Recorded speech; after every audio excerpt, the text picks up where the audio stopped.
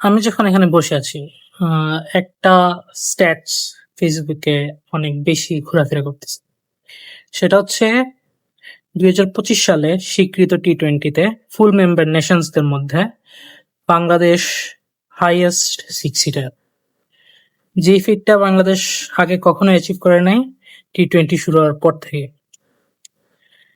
এইটা শোনার পর আমার একটা কথাই জাস্ট মাথায় আসে যে কিছু বছর আগে মেবি গত বছর বা গত বছর আগের বছর একটা ফেসবুক পোস্ট দেখেছিলাম একটা ক্রিকেট রিলেটেড পেজ থেকে, যেখানে লেখা ছিল যে সূর্যা কুমার যাদব, ইন্ডিয়ার স্কাই যাকে বলে, সে বাংলাদেশ থেকে বেশি ছক্কা মেরেছে ওভারঅল, বাংলাদেশ পুরো টিমের থেকে।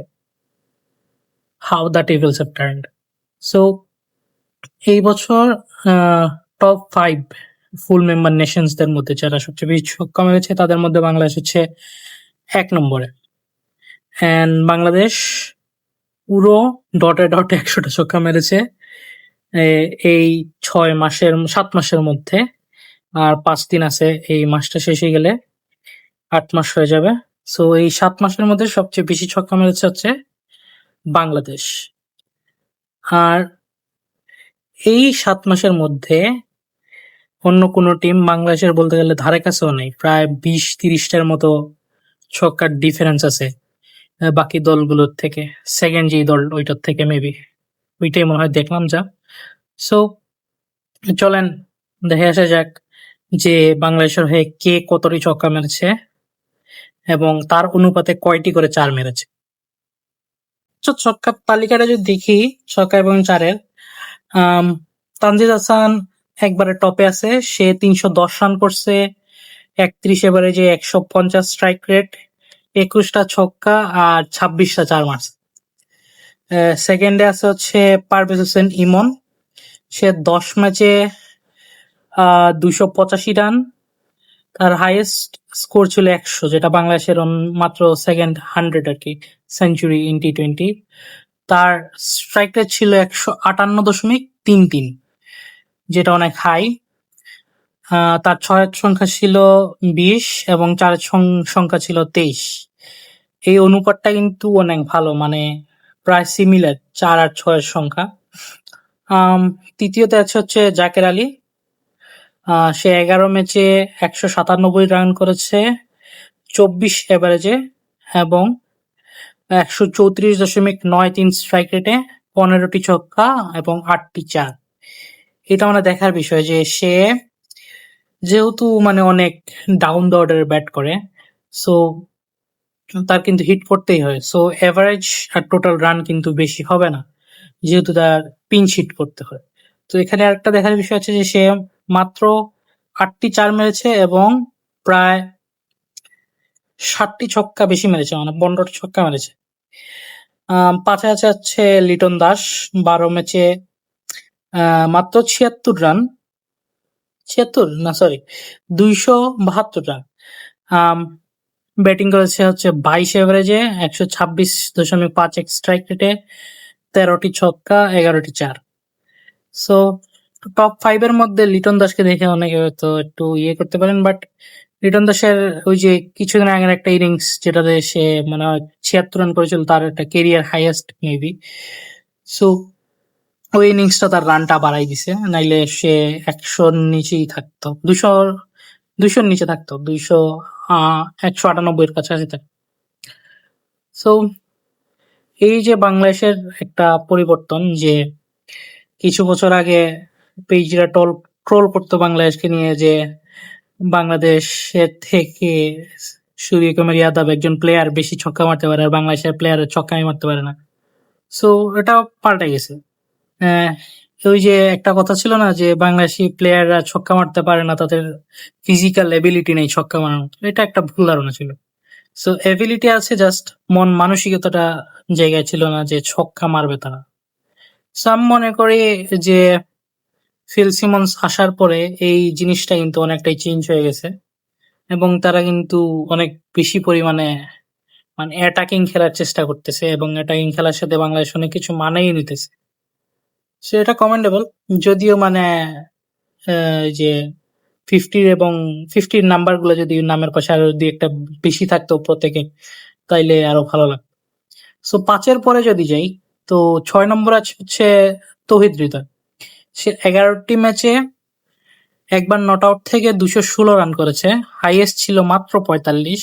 ব্যাটিং করেছে 21.60 এভারেজে এবং 114.28 স্ট্রাইক রেটে, এবং ছক্কা মেরেছে হচ্ছে 8টি, 4 মেরেছে 12টি।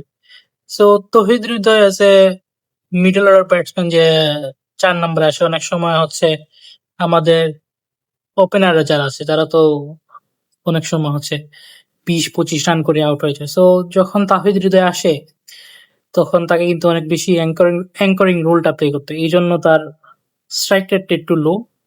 যদিও সে যদি হাত তুলে খেলার যদি সুযোগটা পায়, আমি মনে করি তার স্ট্রাইক রেটটা আরো বাড়বে। এরপরে একটা আশ্চর্যজনক নাম আছে, সেটা হচ্ছে তানজিম হাসান সাকিব, একজন ফাস্ট বোলার বাংলাদেশের, যাকে আমরা ফাস্ট বোলার হিসেবেই খেলাই। সো সে 10 ম্যাচে 6 ইনিংসে ব্যাট করেছে। 6 ইনিংস ব্যাট করে ৭৯ রান করেছে, একটা 50 আছে তার, 19.75 তার এভারেজ, 125.39 স্ট্রাইক রেট এবং ছক্কা মারেছে 6টি। এই 6টি ছক্কার মধ্যে 5টি মারেছে যে ম্যাচে সে 50 করেছিল ওই ম্যাচে। সো আমি মনে করি যে তানজিম হাসান সাকিবকে একটু সুযোগ দেওয়া উচিত, তার ব্যাটিং প্র্যাকটিসটা একটু বাড়ানো উচিত।